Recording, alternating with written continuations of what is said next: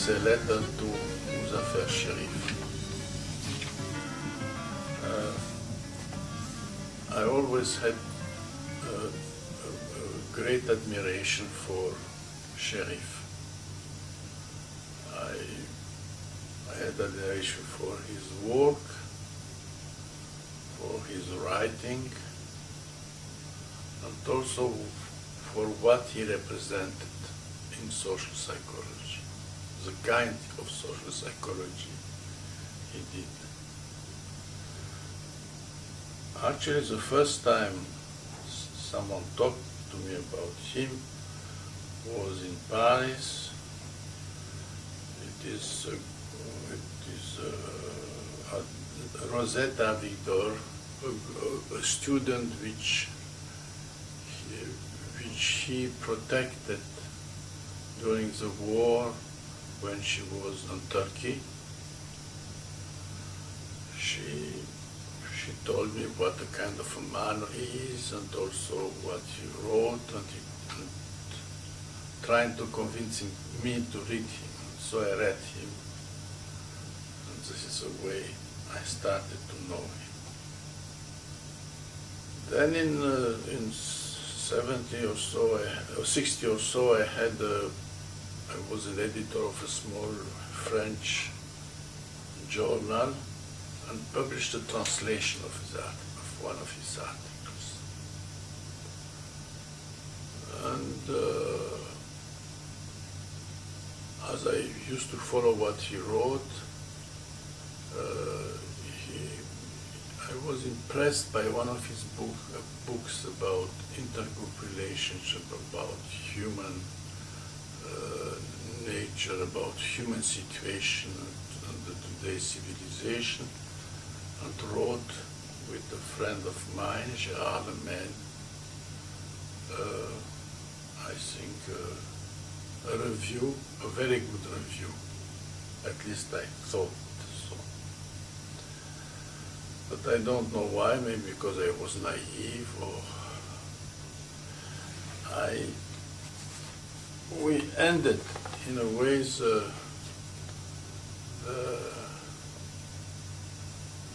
this review with a comment.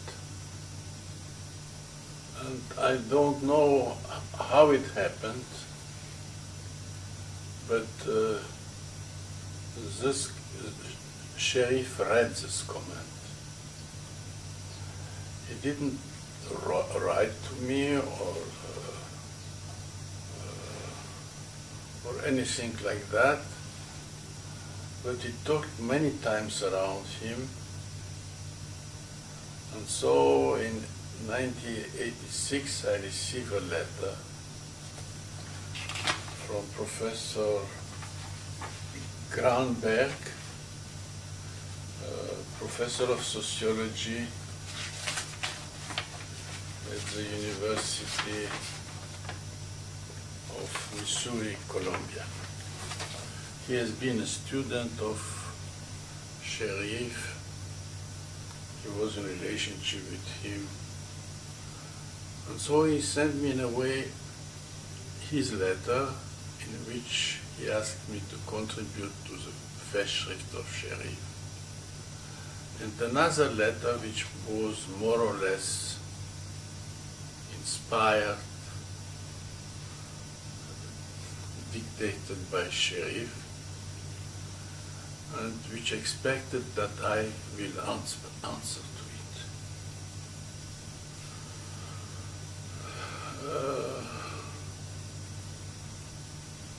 I hesitated too much. I hesitated to answer to this letter because maybe I may say stupid things, or if someone is very sensitive, you don't know if you don't use a wrong word. So this letter stayed for me for years, and I thought many times about it. The answer to the letter will be my first opening of this place. Comment ça s'appelle? Ça s'appelle comment? Oh.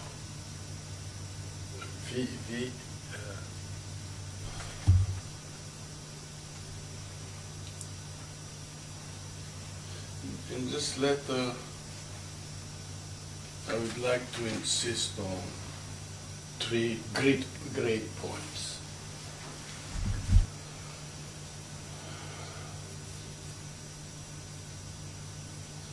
The first one concerning Sherif and some communality with him. I think that Sherif is one of the rare social psychologists who has a kind of feeling of culture and society, and also he had a training or a knowledge both on the theory of sociology and anthropology and on the theories of psychology. That it's a recognition of the distinct reality of social institution, cultural institution, and so on. And that is quite rare because if you look, most of the social psychologists have a good knowledge of psychology, but their knowledge of sociology and anthropology is most like common sense. It's like sometimes you have the feeling that it's like an astrophysicist which knows well the astronomy, but the physics is the physics of Aristotle. And actually, it's a fact that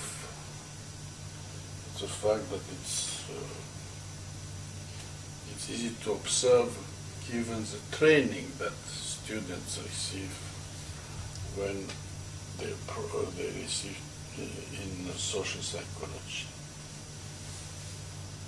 So I think Sherif was attractive from this point of view. He really talked about sociology, talked about anthropology. I think he knew well Durkheim, and maybe something of Marxism.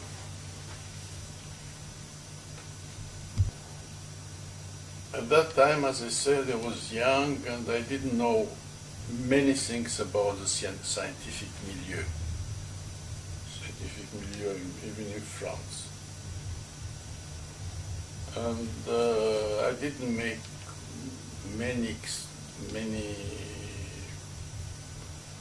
I didn't meet them on many occasions, or I didn't have a view about what is life in a scientific community.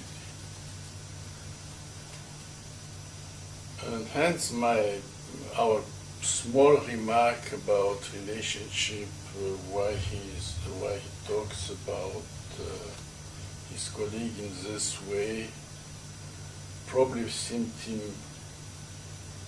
not only naive, but also aggressive.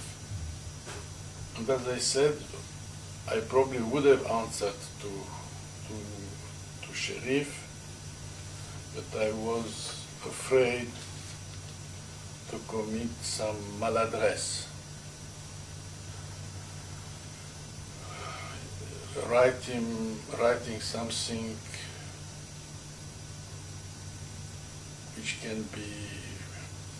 which could hurt him, because in the letter appeared that he was someone who was very sensitive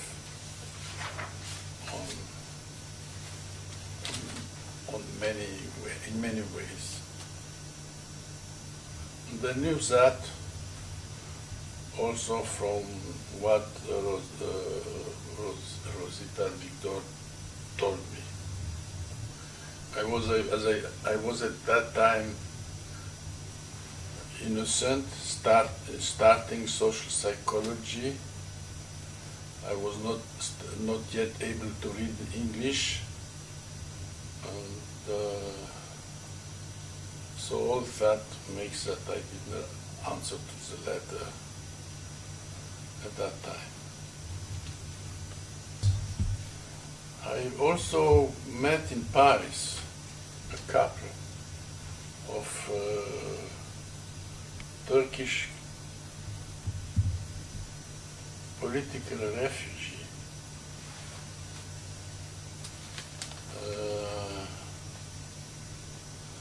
And they also described him, and I could make myself an opinion about his orientation, his political orientation, I would say to the left. And probably this orientation has shaped his character, his mistrust maybe, or fear. They didn't want to open that wound.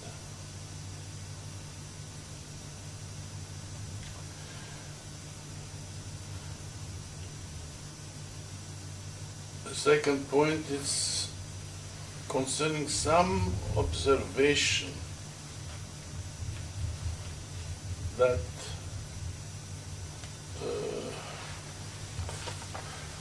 Professor Granberg makes in his letter about the relationship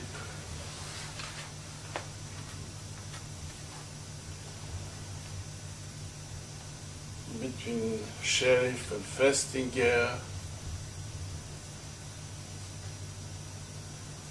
their style of theory and doing research. As I knew Festinger,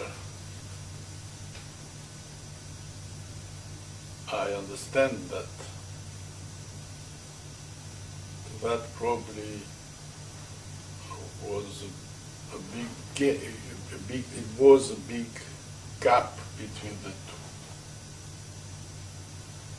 Sherif's reaction to the dissonance theory was not astonishing. On the one hand, it was not astonishing because the reaction toward dissonance theory has been very harsh and strong in the United States at that time. Moreover, the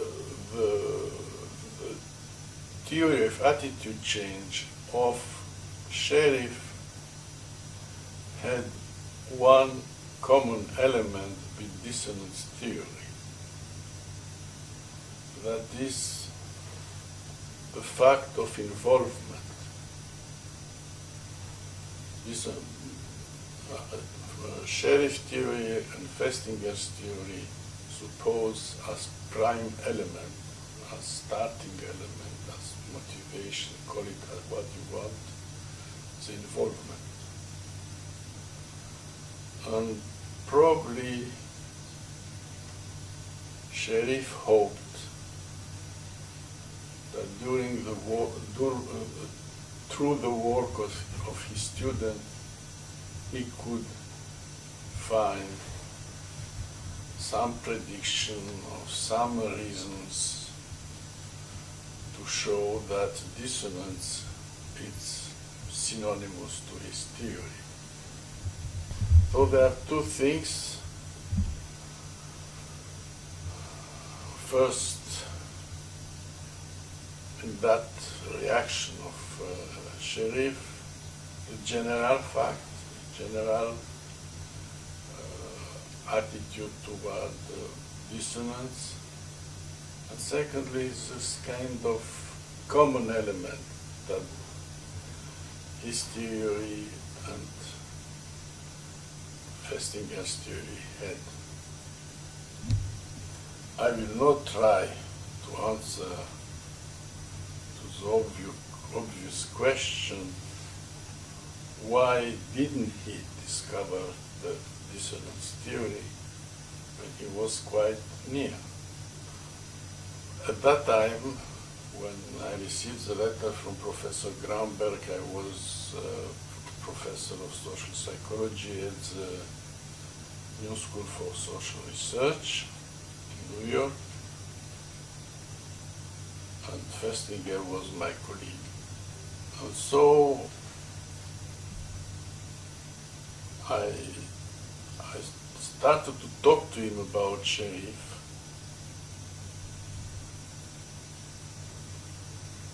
without insisting, of course,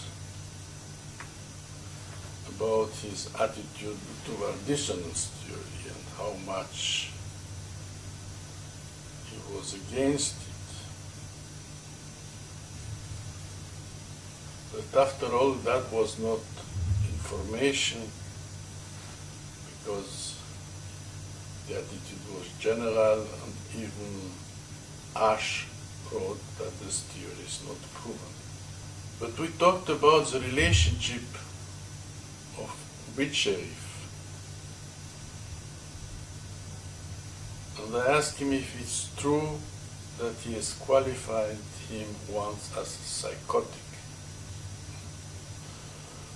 Certainly, the work of Sherif was not his cup of tea. But he had a very deep and very sincere respect for him.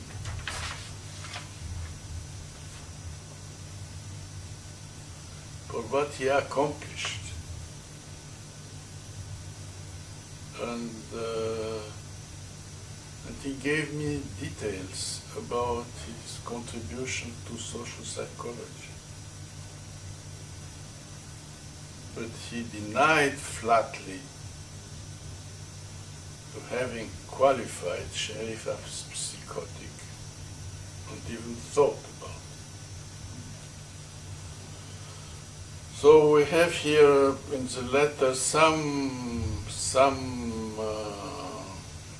question about the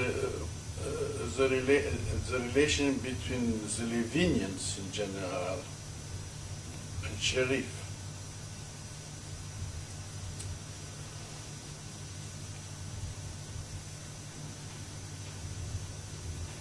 They were quite complicated.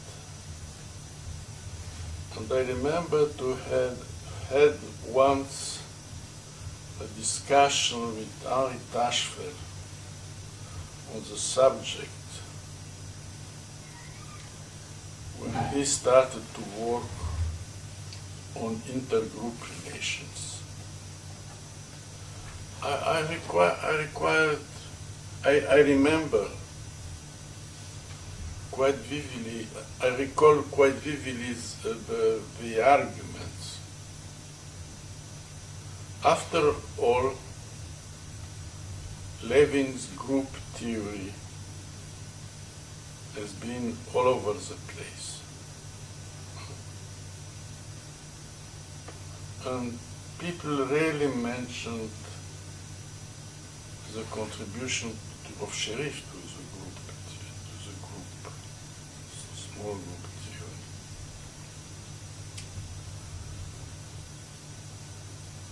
And then we speculated maybe Sherif started to be interested or worked on the intergroup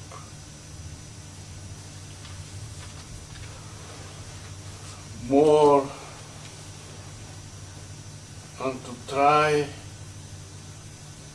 to formulate a theory in order to in order to come into light. And it was a very distinct theory.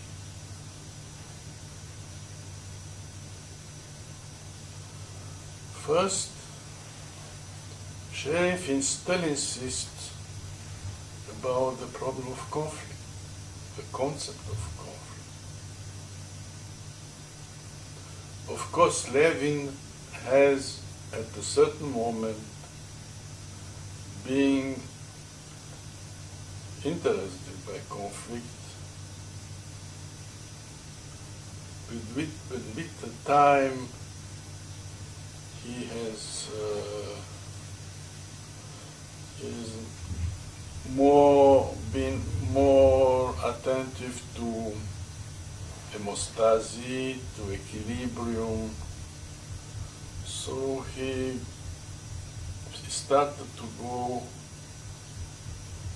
beyond the conflict, or he didn't try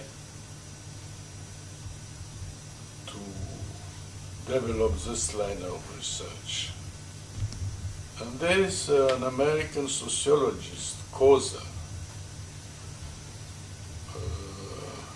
which has written a nice book on conflict in Zimmel's thinking. And he makes this observation that after the war, maybe he has been integrated to society, to American society. Lewin has skipped this notion.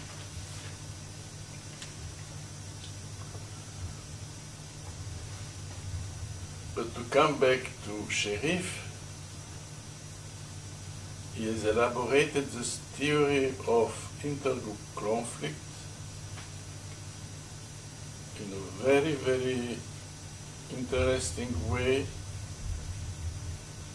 and he illustrated in his admirable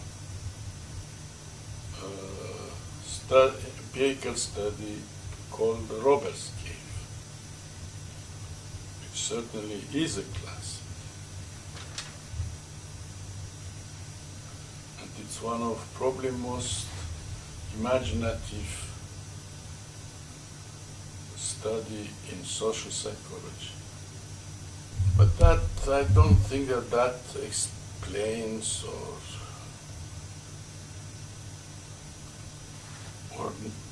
or enlightens the antagonism or the difference between Sherif and Lewin, Festinger, and the school. There was I believe that the difference was one of epistemology. In a way, Sherif was a great classic and also true to a classic epistemology.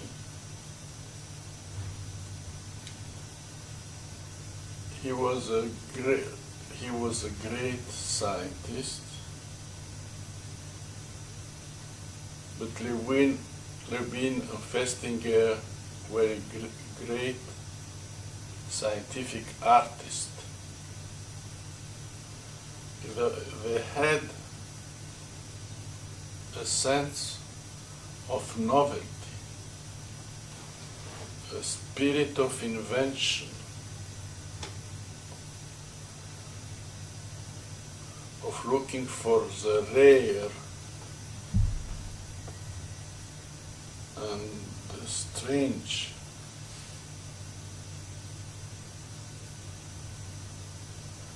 So they looked always for strange phenomena, for new or unexpected effects. Sherif wanted to discover truth and the reality behind the visible, the apparent. But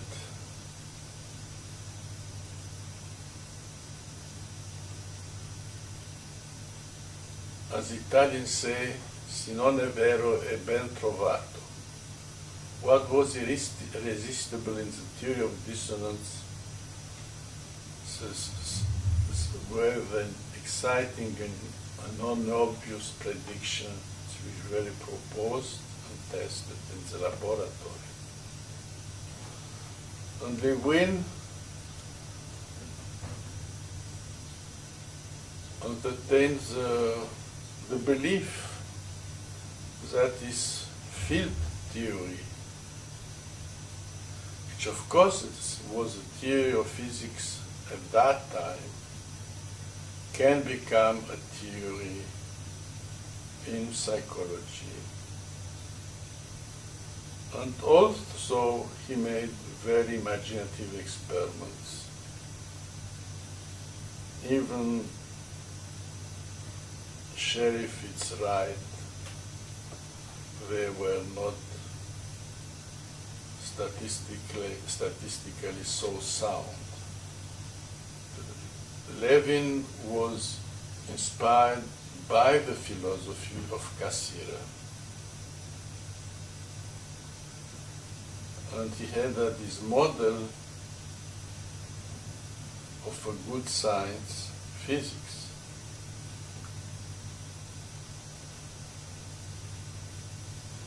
That is why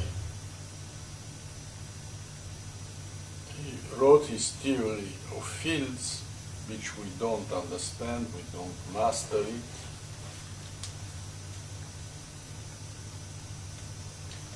And also why he had this conception of hypothetical deductive experiment. But the dream to introduce mathematics in psychology and in social sciences was a dream which was very strong at the time after the World War II, and probably will never disappear. And who knows what probably counted more, Sherif was alone, and Lewinians were a sect.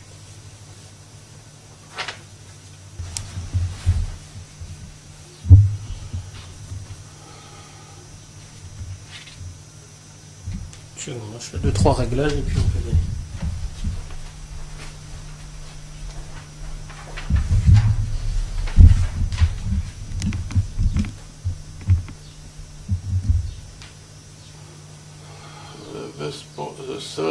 The third point of this letter refers to the following passage. The professor's Grunberg letter. Muzafer's feeling toward Asch is one of friendship. According to Sherif, Asch's dissertation was not in social psychology, and it was Sherif who influenced Asch to shift towards social psychology. I met Asch at a party at Sherif's home in about 1966, and they certainly seemed to be on friendly terms.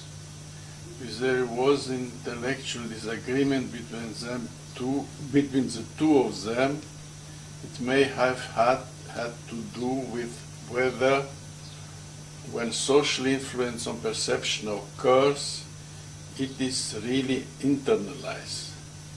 That is, does the person being influenced really come to perceive the physical dimension differently, or is it more a matter of compliance? given the great difference and degree of ambiguity between the autokinetic situation used by Sherif and the line judging task used by Asch, I personally don't see any great problem in reconciling their results as they pertain to this question. I would like to comment on this disagreement because I think it's an important and they couldn't come to any kind of theoretical solution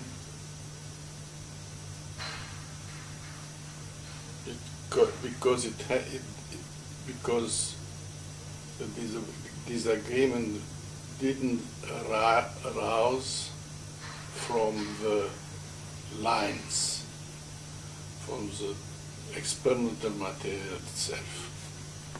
I met Asch at the Congress of International Social Psychology in London at the same year, 1966. My talk at the Congress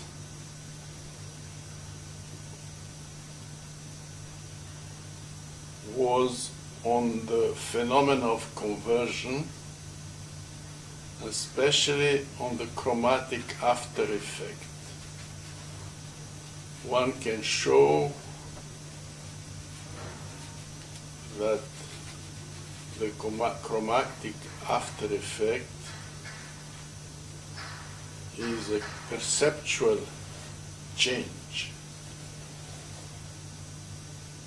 on which the subject is unaware. And we have done many experiments on that topic and published in different journals. In a way, it's an experiment which many hypnotizers have tried to do, with mixed result. So Asch invited me to come at his laboratory in Pennsylvania to make a representation, which, of course, I did. He was a very polite, very aimable, quotes, on peut mettre les francismes.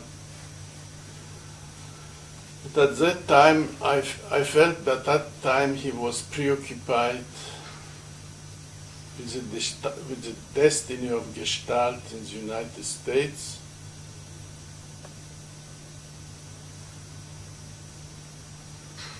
more than with social psychology. He was not very satisfied with the diffusion of the Gestalt psychology. On talking with him, I also understand that he was not happy with the result of his influence experiment on group influence, and has been troubled by the result. I didn't understand why, but the reason appeared me more clearly when I had the occasion to speak with Stanley Milgram, which came to work when he came to work in my laboratory in Paris.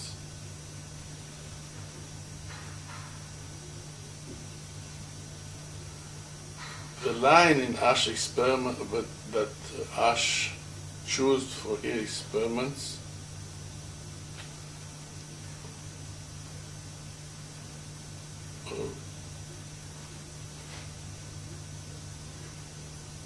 had the quality of permitting an objective evaluation of the stimulus.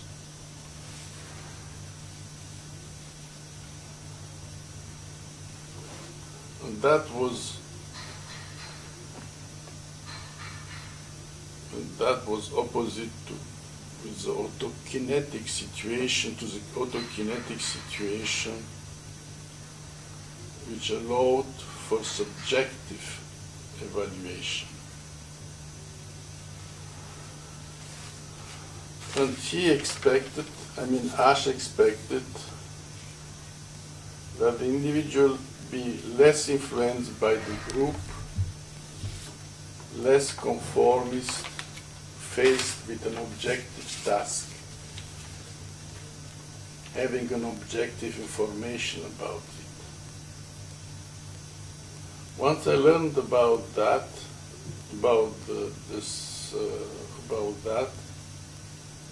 and other details from Stanley Milgram, I made the hypothesis that the norm of objectivity,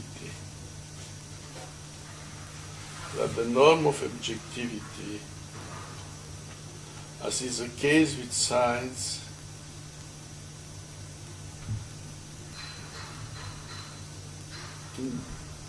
will induce, contrary to what Asch believed, more conformism.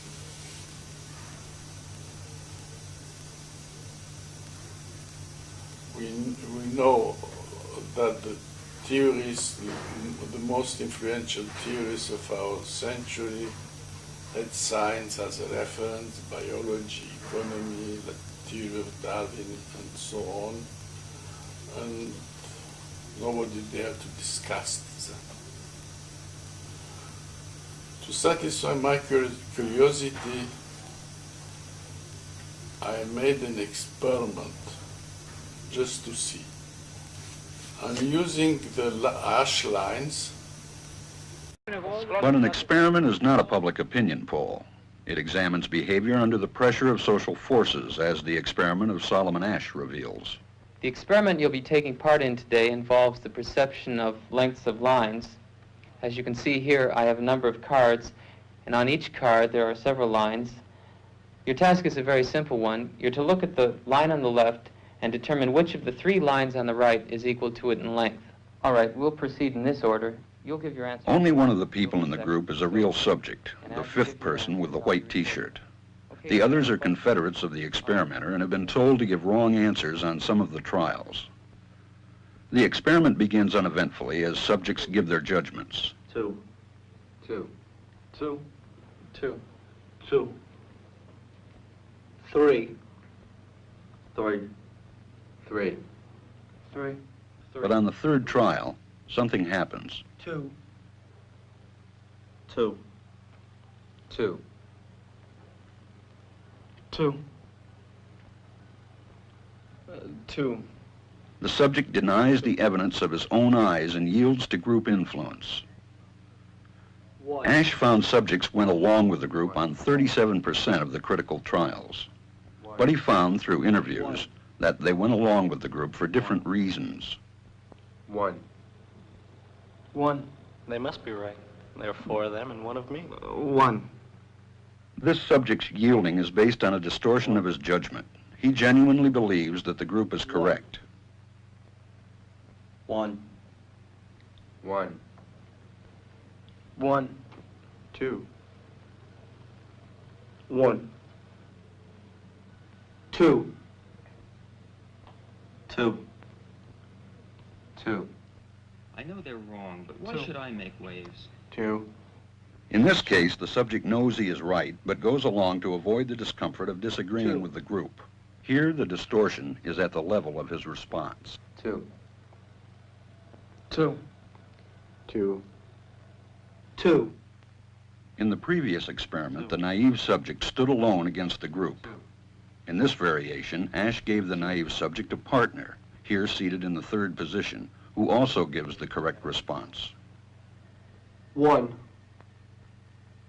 1. 2. 1. 2. With a partner, yielding drops to only 5% of the critical trials compared to 37% without a partner. Although subjects report warmth and good feeling toward the partner, they typically deny that he played a role in their own independence. The partnership variation shows that much of the power of the group came not merely from its numbers, but from the unanimity of its opposition. When that unanimity is punctured, the group's power is greatly reduced. Sometimes we go along with a group because what they say convinces us they are right. This is called informational conformity. But sometimes we conform because we are apprehensive that the group will disapprove if we are deviant. This is called normative conformity. The strength of the normative factor is shown in another variation carried out by Asch. In this variation, the subject is told that because he had arrived late, he would have to write his answers. Subjects in this private response experiment are exposed to the same amount of misleading information as other subjects, but they are immune from any possible criticism by the group. 1. 1. 1. And this enormously reduces the pressure to conform. Conformity drops by 2/3. Asch's experiment is a classic. It reveals how people will deny what they see and submit to group pressure. It allows us not only to observe conformity, but to study the conditions that increase or reduce its occurrence. So the lines, but the lines were printed on a page of a book presented as a book of geometry. But I had this. We had the stooge and the subject making the same judgment, the critical judgment, the other judgment concerning the length of the line as in the Asch experiment. And I remember that the rate of influence was about 50%, that it's much higher. Of course, I didn't publish the study, but I was content to see that the hypothesis was true. So the result depended on this hidden norm, on certain type of materials, not on the objective qualities of material itself. To be a line or to be a point, a moving point, and so on. Now,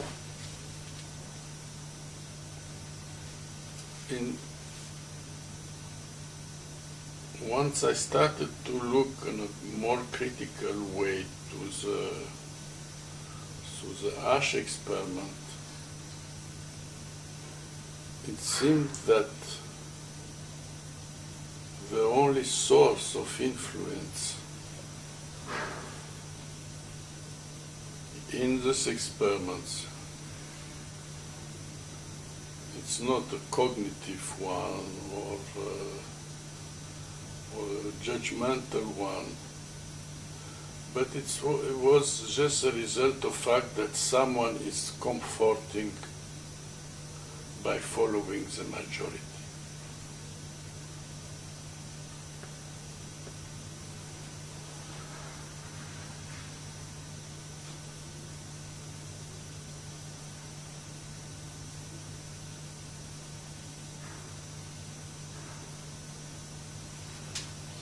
So it's normal that you couldn't expect to have any movement, any kind of internalization of response.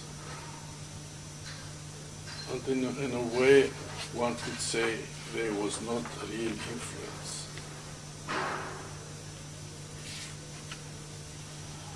I don't know if Asch realized that the effects observed in his experiments very ephemeral, just punctual, and no change in response occurred. That is, the yielding subject has not been persuaded that the group was right and he was wrong. So the process studied in these experiments was not influenced by imitation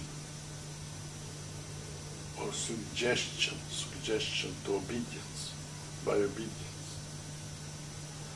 This point, I think, deserves some clarification, which has a more general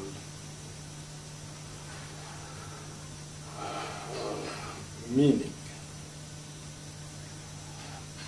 If one reads Asch social psychology, one sees that he started with a critical assessment of the literature on suggestion and hypnotism, with a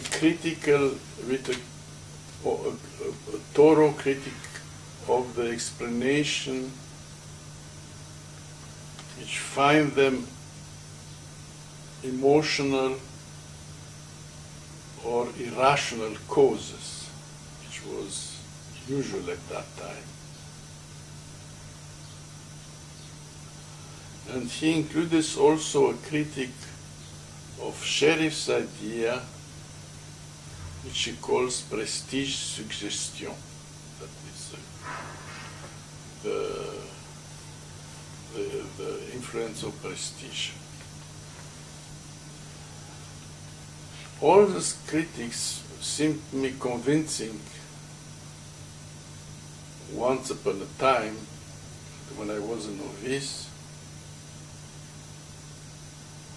but they revealed to be less convincing and of course less original when I started to work on mass psychology and read Tard, Sidis, Bernheim, Bechterew or Freud.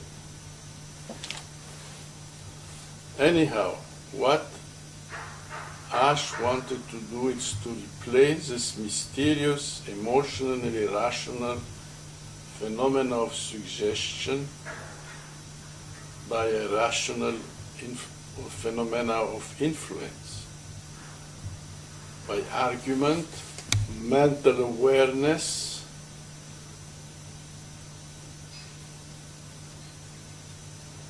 and so on. But basically, as Bechterew writes, by obedience. Bechterew says that obedience is something which is it's equivalent to suggestion. For example, the orders one receives from superior and so on.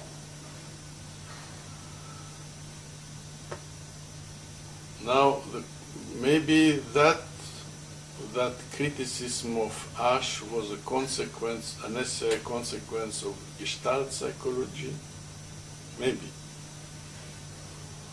or of a tendency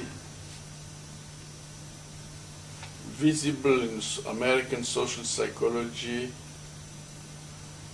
of the time to rationalize, so to speak, the social psychological phenomena.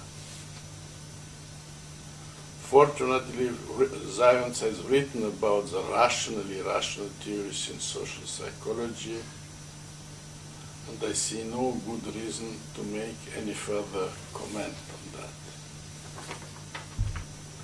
Now, still, this is, let's say, one general aspect of the disagreement between Sherif and Asch, because Sherif was more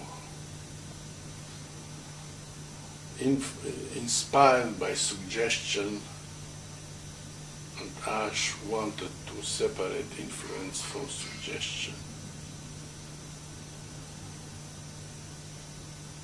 But there's another aspect which may have to do with whether when social influence on perception occur. That is when social influence is internalized. Truly,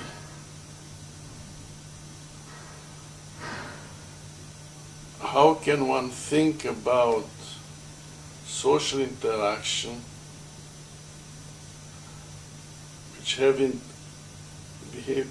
have psychological consequences when one refuses or think it's impossible this to happen? And why it's so difficult to go beyond this axiom that a social change cannot induce a psychophysical change in the individual, change of their perception, so to speak. And so slowly one can start to ask oneself, does the classical experiment of Asch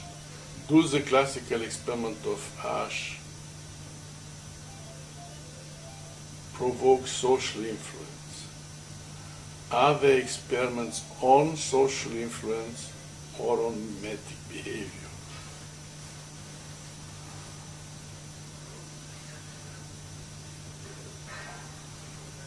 Whatever the choice,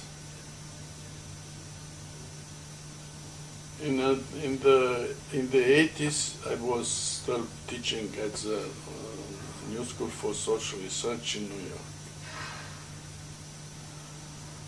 And reflecting to this question, if social influence on perception occur, I looked in the archive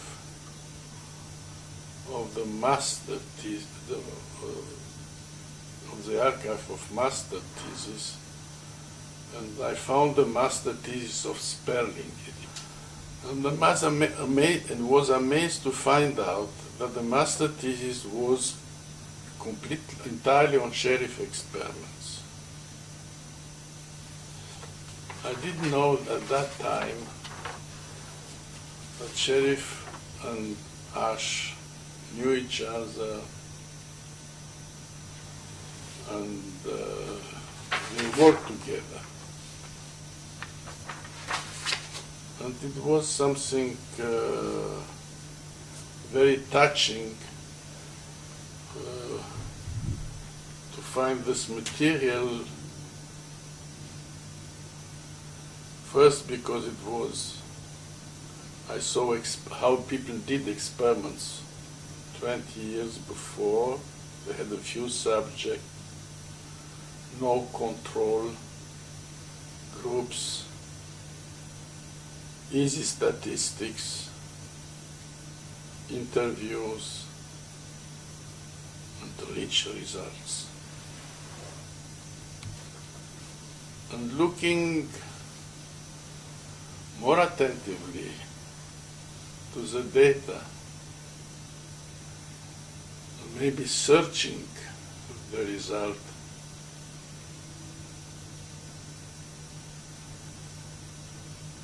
one finds perceptual change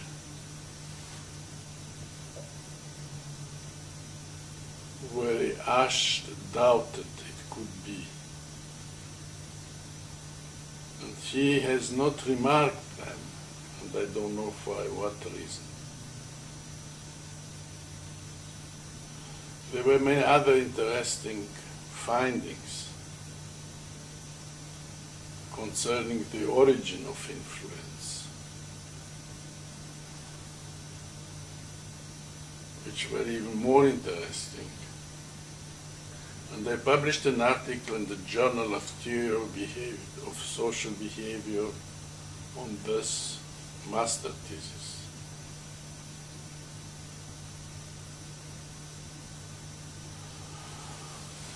Of course, one cannot always reconcile the results of experiments, and one cannot reconcile the result of experiment of Sherif and Asch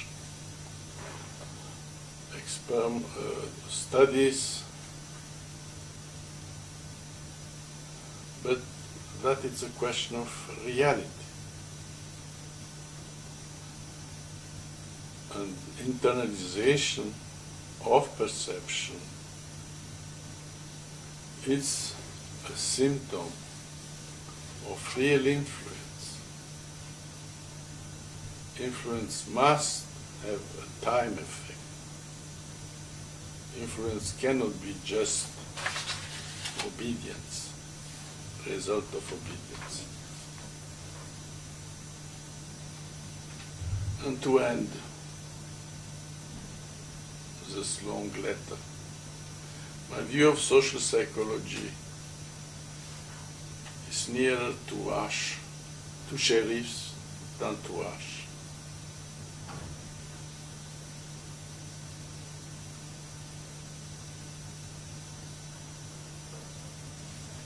And I wonder if their scientific difference had something to do with their political views.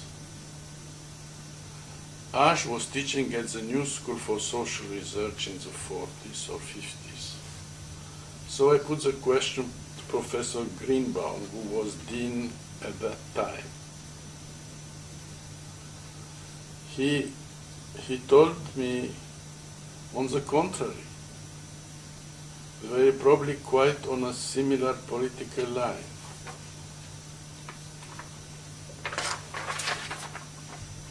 It was surprising, but also quite interesting. It changed my view about Asch himself and his reaction to his experiments.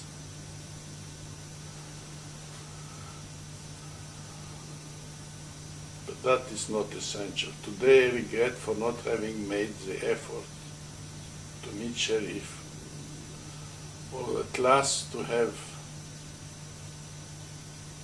written the letter he asked for, and saying him how much I admire his work or enjoyed reading his book. Some of his ideas were an inspiration for my work on social influence, especially for the discovery with Marisa Zahorny of the phenomenon of group polarization. And there are a number of similarities. I was raised in a province which has been for 3 centuries a province of the Ottoman Empire. That creates an amount of historical resentment, but also of cultural similarities. Like Sherif, I was a refugee and a stranger, and we'd have in common Durkheim.